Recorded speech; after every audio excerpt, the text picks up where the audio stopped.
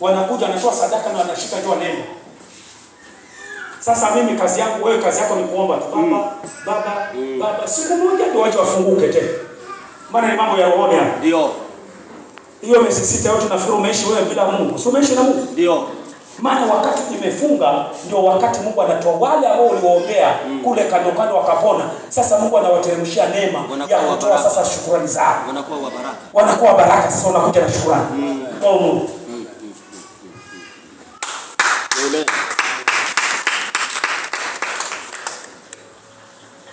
Endelea.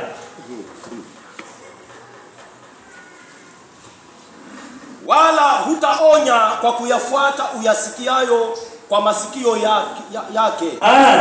Kiongozi ambaye hasikizi maneno ya ombea. Kwa pamoja? Ndio. Si kila jambo linakuja kwako ni sawa. Tafakari mwanzo na uchuje.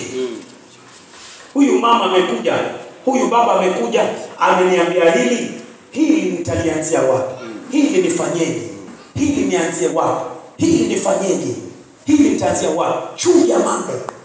Usichukue uamuzi na kuhukumu bila kuyachuja mambo kama kiongozi. Utafukuza watu katika kundi lako.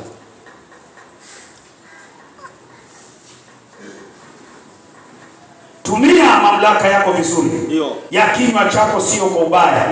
Ukikosa haya unakuwa kiongozi na uongozi wako ni wa upofu.